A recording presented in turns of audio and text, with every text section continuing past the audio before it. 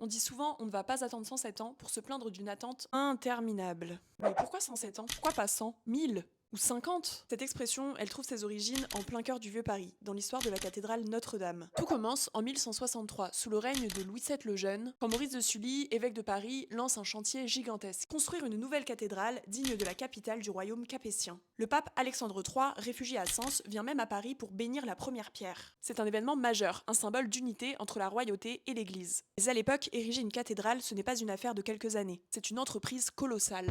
Les techniques gothiques sont encore jeunes, les moyens humains limités, et les fonds dépendent des dons et des indulgences. Les chantiers avancent au rythme des guerres, des épidémies et des hivers. Ainsi, le chantier de Notre-Dame de Paris s'étendra sur plus d'un siècle. Le chœur est achevé en 1182, la nef est réalisée par étapes entre 1182 et 1225, les célèbres tours sont terminées vers 1250, les finitions, sculptures et portails continuent d'être perfectionnés pendant des décennies. Autrement dit, 107 ans de travaux au total. Pour les Parisiens du XIIIe siècle, le chantier de Notre-Dame représentait un horizon sans fin. Une cathédrale qui poussait lentement au milieu de l'île de la Cité, avec ses échafaudages de bois, le bruit des tailleurs de pierre et la poussière blanche des blocs de calcaire. C'était un peu leur chantier de la gare d'Austerlitz à eux. Non mais ça fait 1000 ans que ça dure, on est d'accord. Donc les générations passaient et la cathédrale continuait de se construire. C'est ainsi qu'est née l'expression, d'abord dans le langage parisien avant de se généraliser. Et si l'histoire te dit quelque chose, c'est normal. Au-delà d'Austerlitz, les chantiers sans fin à Paris sont une tradition qui traverse les siècles. Les Halles de Baltard, la Tour Saint-Jacques, l'Opéra Garnier, tous ont connu leurs 107 ans symboliques. C'était le dernier épisode de la série sur les expressions de la langue française issues de l'histoire de Paris. Rendez-vous demain pour le début de la série sur l'histoire de Montparnasse.